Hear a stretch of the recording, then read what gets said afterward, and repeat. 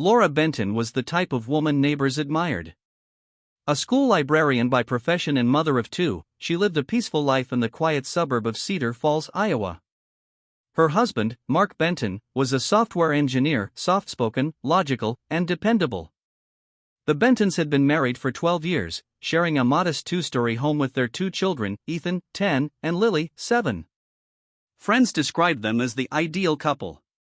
They hosted summer BBQs, showed up at every parent-teacher meeting, and exchanged Christmas cards without fail. But behind their serene life, a storm was slowly brewing, one that would eventually end in tragedy. On the chilly morning of March 17, 2021, Laura didn't show up for work. That was unusual. She was known for her punctuality and never missed a day without notice. Her co-workers tried calling, but no one answered. By noon, her sister, Rachel, who lived just 10 minutes away, decided to stop by the house. Rachel found the house eerily quiet. Mark had taken the kids to school, but Laura's car was still in the driveway. The front door was locked. When Rachel finally got in using her spare key, she found Laura's purse on the kitchen counter, her phone charging nearby, and a half-eaten bowl of cereal on the table. But no Laura. Rachel immediately called the police. Local authorities treated the case as a missing person report at first. There were no signs of forced entry, no blood, no overturned furniture, nothing to suggest a struggle. But something felt off. Mark Benton told police that he had left for work around 7 a.m., and Laura was still in bed. Security cameras from a neighbor's front porch showed Mark leaving as he described, but they also showed something else. No one ever saw Laura leave the house. The footage showed no visitors. No delivery trucks. No joggers stopping by. It was as if Laura had simply vanished into thin air. As investigators dug into the Bentons' life, cracks began to show. It turned out Laura had recently confided in her sister that Mark had become distant, emotionally cold. Their once lively conversations were now limited to who would pick up the kids or what bills were due. But more alarming was this: Laura had found messages on Mark's phone. Romantic ones. They were from a woman named Claire Jensen, a co-worker of Mark's from his office in Des Moines. Claire was 29, divorced, and recently promoted to a managerial role.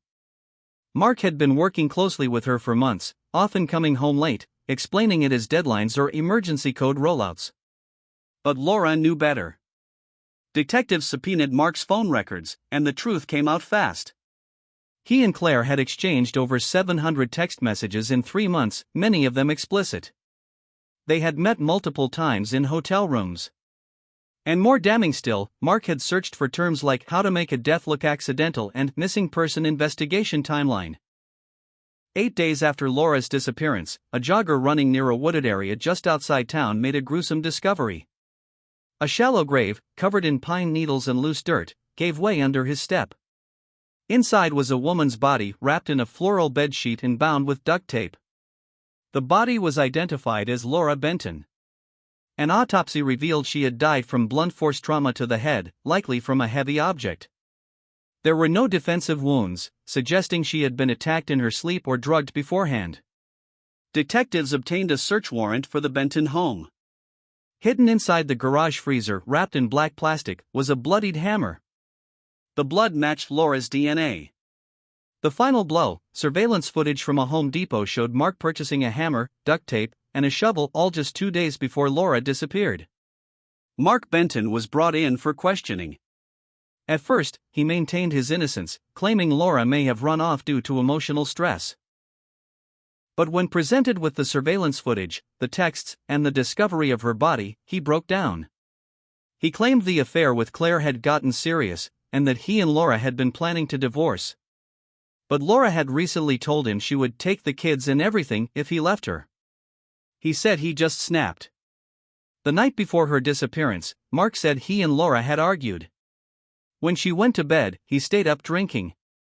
And sometime around 3 a.m., he went into the bedroom, stood over her sleeping body, and struck her in the head 3 times with the hammer.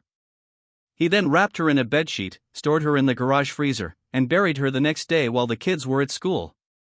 Claire Jensen was also brought in for questioning. She admitted to the affair but insisted she had no knowledge of any murder plot. Police found no direct evidence linking her to Laura's death, and she was not charged.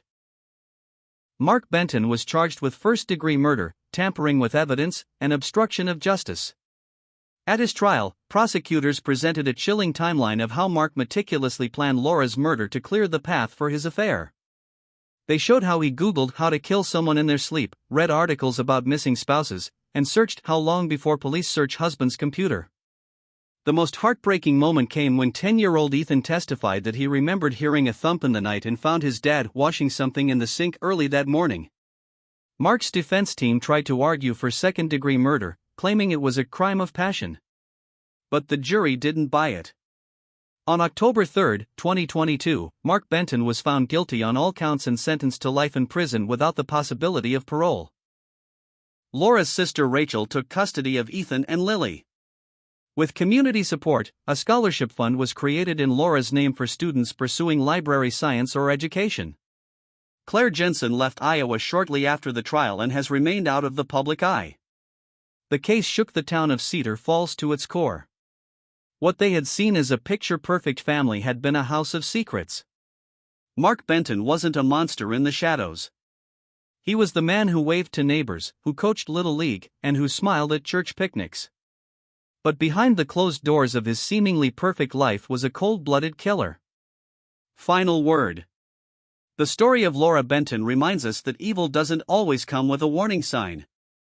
Sometimes it lives in the house down the street, sleeps in the bed next to you, and kisses your children goodnight. Behind every betrayal lies a choice. And for Mark Benton, that choice turned deadly.